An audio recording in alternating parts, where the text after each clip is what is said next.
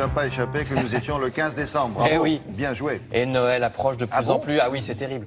Les journaux nous parlent donc de plus en plus des cadeaux. Vous voyez d'abord Le Parisien aujourd'hui en France qui nous dit que nous faisons même des cadeaux à nos collègues de bureau. Je vous signale, William, que j'aime beaucoup les chocolats. Pas eu beaucoup, hein. J'adore les chocolats. Selon un sondage, un quart des Français offrira des cadeaux à un collègue de travail pour Noël. C'est bien, hein, c'est beaucoup plus important que ça en a l'air. Les cadeaux, c'est vraiment de la culture populaire. Souvent, d'ailleurs, on offre des livres. Alors, malheureusement, il y a une histoire un peu triste à propos des cadeaux de Noël. C'est dans l'Obs. Regardez, c'est une histoire d'un père de famille qui faisait la liste pour le Père Noël avec son fils de 4 ans. Et le petit garçon, entre autres choses, demande une poupée. Alors, pour le père, pas de problème. Il veut une poupée, il aura une poupée. Bon, on va pas en faire un drame. Mais, hélas, le père a la mauvaise idée de raconter sur les réseaux sociaux la liste du Père Noël de son fils. Et alors là, avalanche de propos dégueulasses. Pardon, hein, je cite. Ton fils est déjà un petit PD, c'est vraiment incurable, c'est une maladie, future tapette, si je vois ton fils, je lui mets un penalty dans sa face, etc. J'en passe et des pires. Cette histoire, je l'ai trouvée à la page cadeau de Noël, hein, donc elle est assez consternante.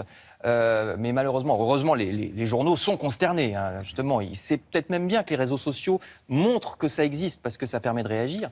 J'ai trouvé, hélas, une autre histoire du même genre, mais cette fois à la page télévision des journaux.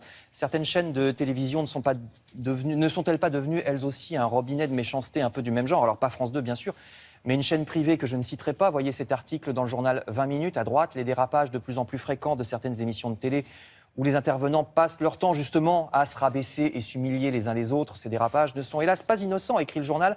C'est grave parce que ça donne l'impression justement que ce genre d'attitude est acceptable. Le sujet est aussi abordé, voyez à gauche, par l'Express qui fait la liste. Promotion du racisme, de la misogynie, de l'homophobie. La chaîne privée en question n'a pas souhaité faire de commentaires ni à l'Express ni à 20 minutes. Mais bon, il y a un vrai sujet, justement la promotion de la méchanceté.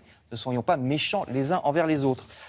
Alors heureusement, vous êtes sur Télématin où on vous parle de choses beaucoup plus intéressantes que sur les chaînes privées dont je viens de parler. Par exemple, Courez à la Cité de l'Architecture à Paris. Superbe exposition sur la plage, l'histoire de la plage et des bains de mer. Alors c'est pas en cette saison qu'on va y aller, justement, c'est l'occasion d'aller à cette exposition. C'est depuis le XVIIIe siècle jusqu'à aujourd'hui. Vous voyez ces magnifiques photos anciennes sur la manière dont on prenait le bain à l'époque. La cabine, là, c'est parce que la dame, vous savez, on l'amenait avec un cheval jusque dans l'eau parce qu'on était très puritains à l'époque, donc il ne fallait pas qu'elle se montre en maillot, même si les maillots étaient très couvrants. Elle descendait par le petit escalier qu'on voit à gauche. Exactement, dos à la plage.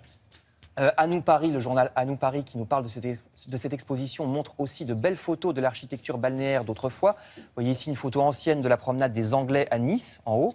Et puis en bas, c'est Royan. Photo actuelle de Royan en Charente-Maritime. Il y a aussi des projections sur un casino sur l'eau, hein, c'était quelque chose comme ça. Pardon ? Non, je dis la photo de gauche en haut, là. Oui.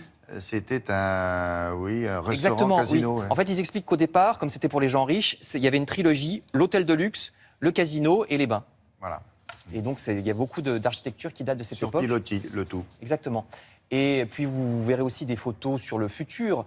Il y a une île artificielle qu'on va revoir. On a vu ça, oui. Exactement. C'est jusqu'au 12 février. C'est Monaco, ça, hein. C'est jusqu'au 12 février. C'est une projection. Pour l'instant, ça n'existe pas. C'est une projection, bien sûr. Et je termine par un cocorico. Le Figaro nous confirme que la culture française rayonne de par le monde. On critique souvent la France qui ne serait pas assez offensive, notamment en économie, mais notre culture est très aimée. Il y a un sondage, la France est considérée comme élégante, sympathique et cultivée. On est spécialement aimé chez les étrangers, par les Indiens, par les Chinois, par les Brésiliens et par les Italiens. Il n'y a que les Russes et les Anglais qui ne nous aiment pas.